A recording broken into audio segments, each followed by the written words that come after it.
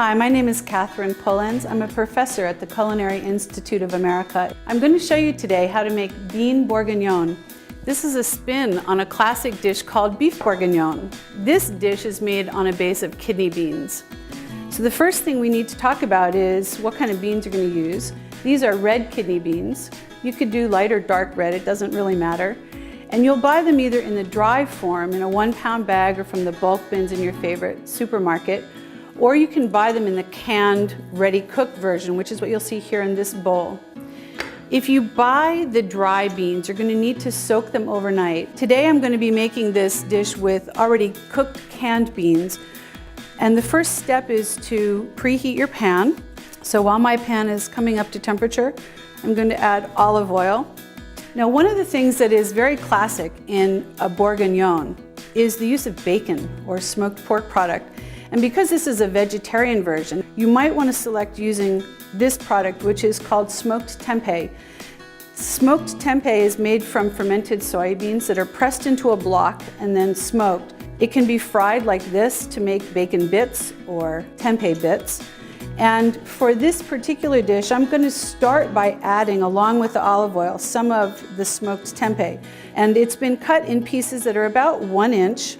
And I'm just going to add enough that I think would be an appropriate flavoring, probably about 2 ounces. Once the oil starts heating and the tempeh starts to sizzle a little bit, you can add the minced garlic and also the minced shallots.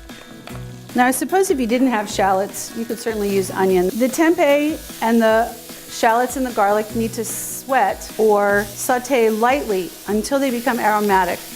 And so right now, I can smell that they're cooking. The next thing to add is going to be carrots. And at this point, these vegetables need to sweat. So I'm going to turn the heat very low, and I'm going to put a lid on.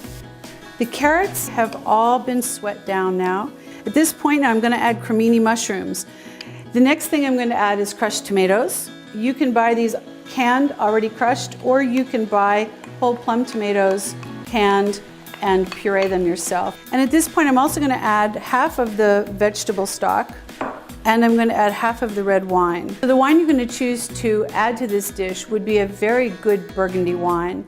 The name Bourguignon actually comes from the region of France where Burgundy wine comes from. These vegetables need to cook, and I'm going to allow these vegetables to simmer very gently for about 20 minutes to a half an hour. And at this point I'm going to add some rosemary, 3 sprigs of thyme, and I'm going to add 1 good size bay leaf. I'm going to just stir the herbs in. I'm also going to add just a small pinch of salt at this point so that the salt can start cooking in and season up those mushrooms and carrots. The mushrooms and the carrots have been simmering for about 25 minutes now. I'm going to add the already cooked canned kidney beans.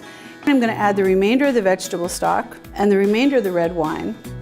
And I'm going to let this dish now simmer about another 15 or 20 minutes.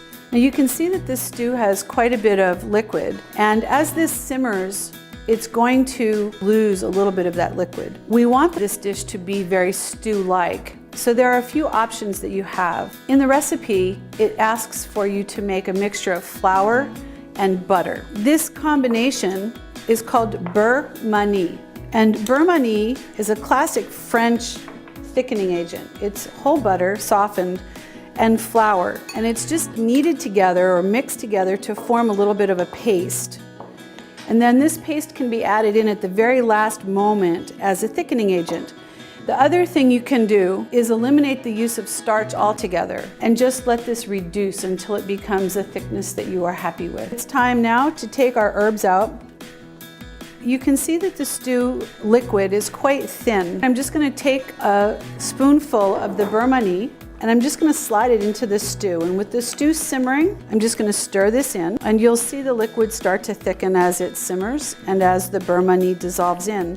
You could serve the bean stew just as it is, but a very nice way to finish it and to kind of pump up the heartiness of this meal would be to serve it with some already cooked brown rice or pasta.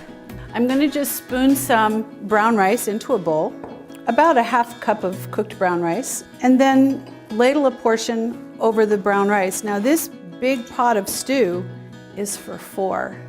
This recipe can be found in my book, Vegetarian Cooking at Home with the Culinary Institute of America. For more information about the Culinary Institute of America's educational programs and food enthusiast classes, please visit ciachef.edu.